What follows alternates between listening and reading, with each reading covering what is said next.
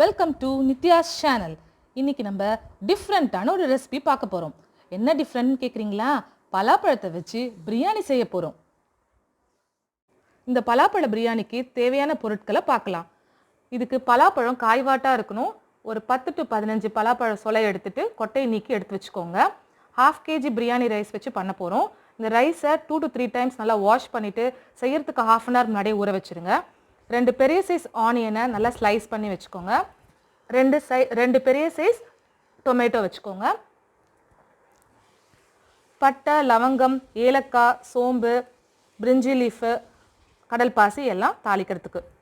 அப்புறம் garam masala 1/2 spoon, biryani masala 1 spoon, தனி மிளகாத்தூள் 1 ஸ்பூன், பச்சை மிளகாய் ஒரு 5, தயிர் 1/2 கப்பு, ஒரு 2 to 3 ஸ்பூன்ஸ் இஞ்சி பூண்டு விழுது, புதினா 1/2 கப், கொத்தமல்லி கொஞ்சம். ஃபர்ஸ்ட்டு இந்த காய்வாட்டாக இருக்க பலாப்பழத்தை குக்கரில் போட்டு கூடவே கொஞ்சம் உப்பு, மஞ்சப்பொடி, கரம் மசாலா, தனி மிளகா பொடி, இஞ்சி பூண்டு விழுது எல்லாம் போட்டு வேக வைக்கலாம். மட்டன் வேக வைக்கிற மாதிரி. ஆனால் மட்டனுக்கு நம்ம நிறையா விசில் விடுவோம். இதுக்கு 1 விசிலோ 2 விசிலோ போட்டால் போதும். பிரியாணி செய்கிறதுக்கு அடுப்பில் பாத்திரம் வச்சுருங்க.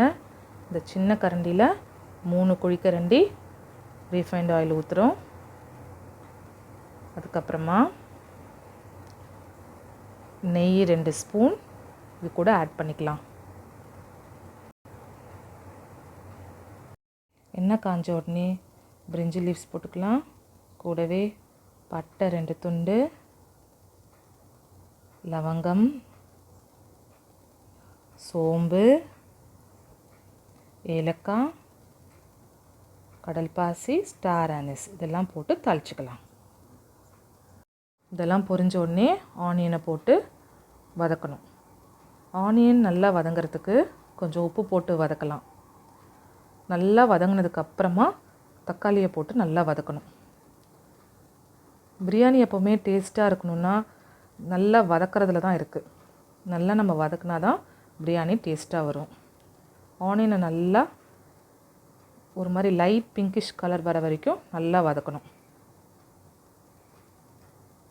ஃப்ரை ஆகிடுச்சு. கோல்டன் ப்ரௌன்லாம் தேவையில்லை.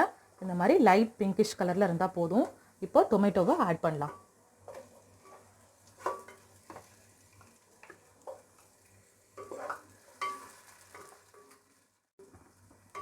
கூடவே பச்சை மிளகாவையும் ஆட் பண்ணிக்கோங்க.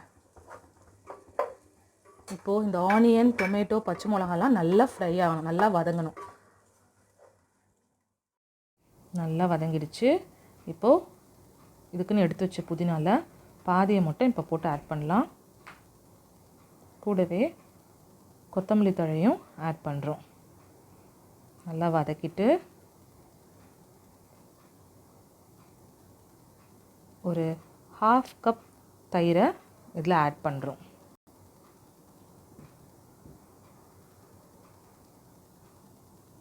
திருப்பி வதக்கி விடலாம். நல்லா வதங்கிருச்சு. இப்போது தண்ணி ஆட் பண்ண போகிறேன். 1 கிளாஸ் ரைஸ்க்கு 1.5 கிளாஸ் தண்ணின்ற ரேஷியோவில் ஆட் பண்ண போகிறோம். நான் 2 கிளாஸ் ரைஸ் எடுத்திருக்கேன். அதனால் 3 கிளாஸ் தண்ணி ஊற்ற போகிறேன். தண்ணி ஏன் இந்த கலரில் இருக்குன்னா பலாப்பழம் மசாலாலாம் போட்டு வேக வச்ச தண்ணியும் சேர்த்து இதில் ஆட் பண்ணியிருக்கேன். எல்லாம் சேர்த்து தான் 3 கிளாஸ். தேவையான அளவு சால்ட் ஆட் பண்ணுறோம். நல்லா கொதிச்சதுக்கப்புறமா நம்ம அரிசியை போடலாம்.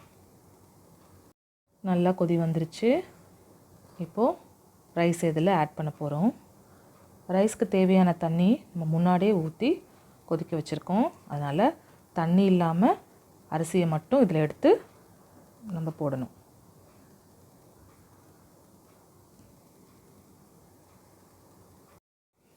நம்ம இப்போது இந்த ஸ்டேஜில் தான் பலாப்பழத்தை ஆட் பண்ண போகிறோம். முன்னாடியே நம்ம மசாலாலாம் போட்டு வேக வச்சுருந்த பலாப்பழத்தை இப்போது இதில் ஆட் பண்ண போகிறோம். இன்றைக்கி நான் பலாப்பழத்தை குக்கரில் வேக வைக்காமல் தனியாக தான் வேக வச்சுருந்தேன். நம்ம குக்கர்லேயும் வேக வச்சுக்கலாம். குக்கரில் வேக வச்சிங்கன்னா 1 விசில் போதும்.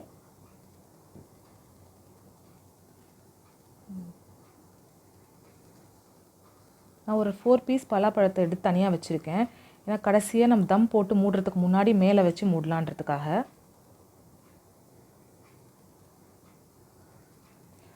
நீங்கள் பலாப்பழத்தை முன்னாடியே ஆட் பண்ணிங்கன்னா அது குழஞ்சி போகவும் சான்சஸ் இருக்குது. அதனால் இந்த ஸ்டேஜில் ஆட் பண்ணிங்கன்னா கரெக்டாக இருக்கும். இது ஜூஸ் எல்லாம் உள்ளே இறங்கி பிரியாணி டேஸ்டியாக மட்டன் பிரியாணி போலவே இருக்கும்.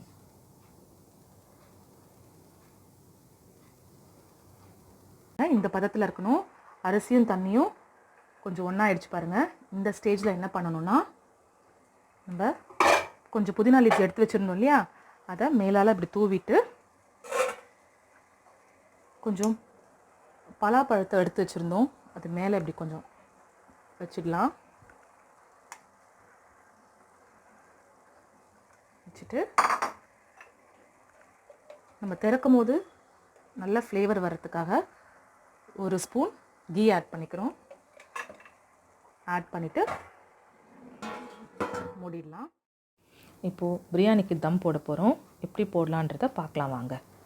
கீழே தவாவை கமுத்தி போட்டுருங்க. அதுக்கு மேலே பிரியாணி பாத்திரத்தை வச்சுருங்க.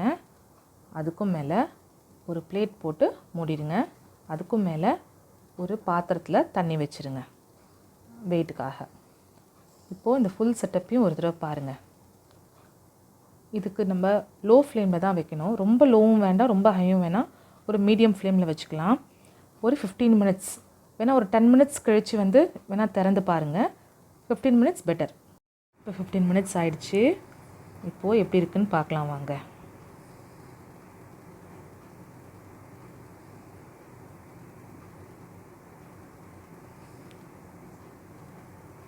வாவ், சூப்பரான பிரியாணி ரெடி. பாருங்கள் எப்படி உதிரி உதிரியாக நல்லா வந்திருக்குன்ட்டு. சர்விங் பவுலுக்கு மாற்றலாம். டேஸ்டியான பலாப்பழ பிரியாணி ரெடி. இது டேஸ்ட்டில் பார்த்தீங்கன்னா மட்டன் பிரியாணி போலவே சுவையாக இருக்கும். நீங்களும் இது செஞ்சு பாருங்கள். உங்கள் கமெண்ட்ஸை கமெண்ட் பாக்ஸில் சொல்லுங்கள். பிடிச்சிருந்தா லைக் பண்ணுங்கள், ஷேர் பண்ணுங்கள், சப்ஸ்கிரைப் பண்ணுங்கள். கூடவே இந்த பெல் ஐக்கானையும் கிளிக் பண்ணுங்கள்.